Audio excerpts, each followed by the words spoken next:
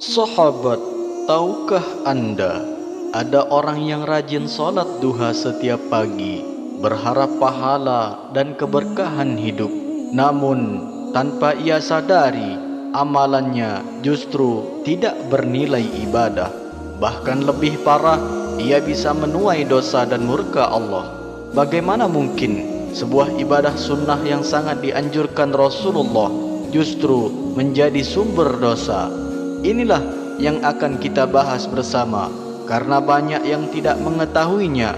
Jangan-jangan salah satu dari kita termasuk orang yang terjerumus dalam kesalahan ini. Bismillahirrahmanirrahim. Assalamualaikum warahmatullahi wabarakatuh.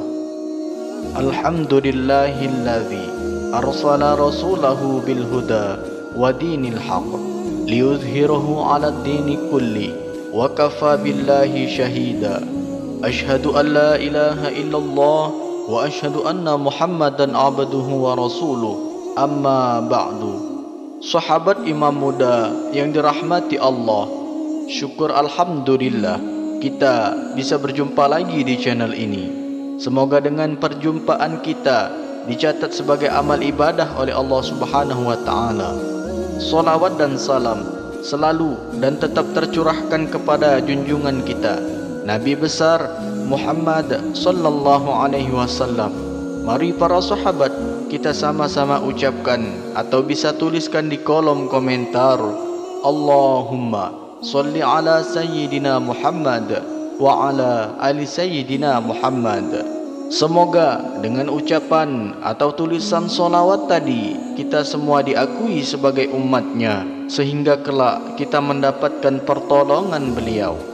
Harapan dan doa saya, semoga sahabatku semuanya selalu diberikan kesehatan, dilapangkan rezekinya, diampuni dosa-dosanya, dan dipanjangkan umurnya oleh Allah Subhanahu wa taala.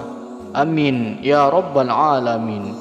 Sahabat imam muda yang dirahmati Allah, bayangkan sejenak di pagi hari setelah aktivitas subuh selesai, kita berwudu kembali lalu berdiri menunaikan salat duha. Hati terasa ringan, jiwa terasa tenang. Dalam benak kita, doa sedang naik ke langit, malaikat mencatat pahala dan rezeki sedang mengetuk pintu. Begitu sangat indah. Tetapi apa jadinya bila ternyata salat duha yang kita kerjakan bukan dihitung pahala, melainkan justru dicatat dosa? Na'udzubillah. Kita berharap ridha Allah, tapi yang datang malah murka Allah.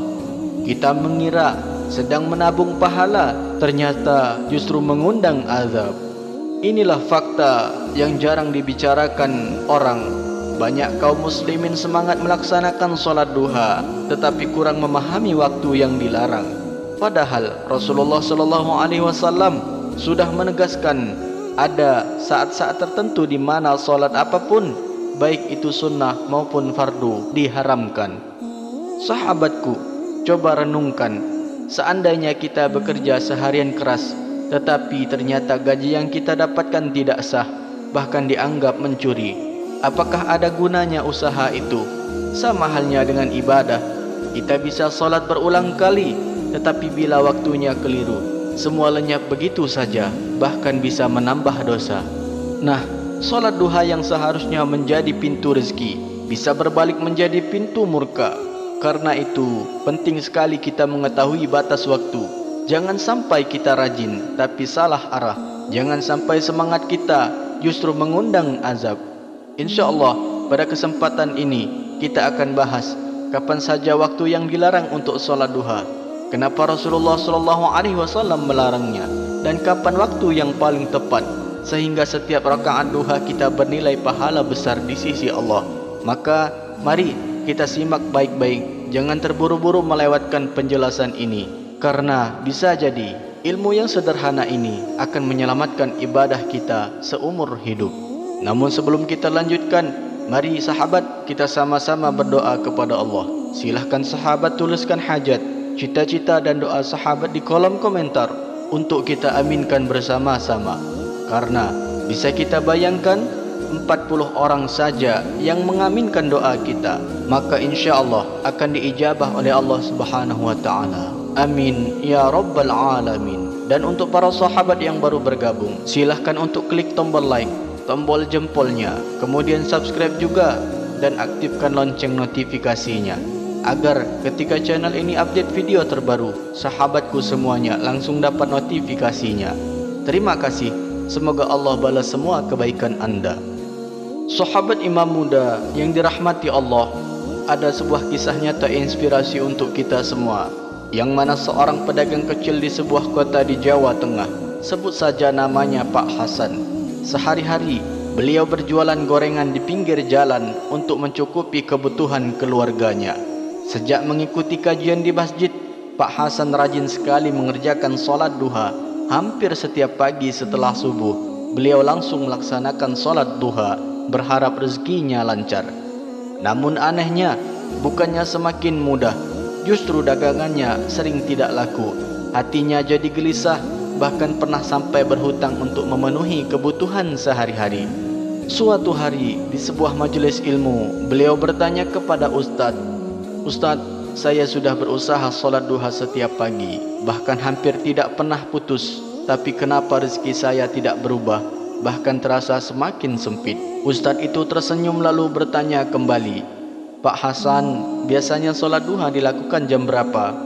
Dengan yakin Pak Hasan menjawab, "Biasanya setelah subuh, sekitar jam 5:30 pagi sebelum berangkat jualan." "Bukankah itu lebih cepat lebih baik Ustadz?" Saat itulah Ustadz menjelaskan dengan sabar bahwa sholat duha tidak boleh dilakukan setelah subuh sebelum matahari terbit. Itu adalah waktu yang diharamkan Rasulullah SAW untuk sholat. Dan beliau menjelaskan lagi 3 waktu larangan sholat. Pak Hasan terkejut. Selama ini ia mengira semakin cepat sholat duha semakin baik, padahal ternyata justru keliru. Sejak saat itu ia mulai menunaikan sholat duha pada waktu yang tepat, sekitar jam 8 pagi sebelum berangkat jualan. Subhanallah, perubahan pun mulai terasa. Dagangannya jadi lebih laris, bahkan banyak pelanggan tetap yang datang setiap hari. Tidak hanya itu, hatinya jauh lebih tenang, tidak gelisah seperti dulu. Pak Hasan akhirnya berkesimpulan bahwa bukan banyaknya ibadah yang menentukan, tapi bagaimana kita mengikuti aturan Allah dan Rasulullah. Ikhlas saja tidak cukup kalau cara kita salah, karena ibadah yang benar itu harus sesuai dengan syariat. Sahabat Imam Muda yang dirahmati Allah, setelah kita tahu keutamaannya dan juga mengetahui waktu yang dilarang, maka sekarang mari kita bahas bagaimana cara mengamalkan sholat duha dengan benar sesuai dengan tuntunan Nabi Sallallahu Alaihi Wasallam. Yang pertama, perhatikan waktunya. Waktu yang terbaik yakni mulai setelah matahari naik setinggi tombak sekitar jam 8 pagi hingga sebelum masuk waktu zuhur. Waktu yang paling utamanya yakni saat matahari sudah mulai terasa panas, yaitu sekitar jam 10 pagi. Inilah waktu yang sering dikerjakan oleh para sahabat Nabi Sallallahu Alaihi Wasallam. Lalu yang kedua, niat sholat duha. Cukup di dalam hati, tidak perlu dilafalkan sekeras-kerasnya. Adapun niatnya, usolli sunnatad duha rak'ataini lillahi ta'ala, yang artinya aku niat solat sunnah duha 2 rakaat karena Allah Ta'ala. Yang ketiga, jumlah rakaat. Jumlahnya minimal 2 rakaat, boleh 4, 6, 8 rakaat, bahkan hingga 12 rakaat. Semakin banyak rakaat, semakin besar pula keutamaannya. Lalu yang keempat, bacaan solat duha. Jadi setelah membaca Al-Fatihah, dianjurkan membaca surah-surah pendek. Beberapa ulama menganjurkan membaca pada rakaat pertama yaitu surah Asy-Syams dan pada rakaat kedua surah Ad-Duha. Namun boleh membaca surah apa saja dari Al-Quran. Yang kelima, doa setelah sholat duha. Ada doa khusus yang diriwayatkan dari Rasulullah Sallallahu Alaihi Wasallam. Adapun doanya adalah sebagai berikut: Allahumma inna duha'a duha'uka wal baha'a baha'uka wal jamala jamaluka wal quwwata quwwatuka wal qudrata qudratuka wal ismata ismatuka Allahumma in kana rizqi fis samai fa'anzilhu wa in kana fil ardi fa'akhrijhu wa in kana mu'assiran fayassirhu wa in kana haraman fatahhirhu wa in kana ba'idan faqarribhu bihaqqi duhaika wa bahaika wa jamalika wa quwwatika wa qudratika atini ma ataita ibadaka salihin.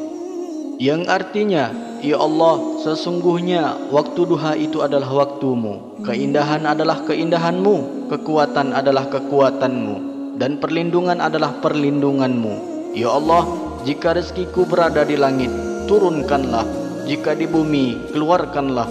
Jika sulit, mudahkanlah. Jika haram, sucikanlah. Dan jika jauh, dekatkanlah. Dengan hak duhamu, keindahanmu, kekuatanmu, dan kekuasaanmu, limpahkanlah kepadaku segala yang telah engkau limpahkan kepada hamba-hambamu yang soleh.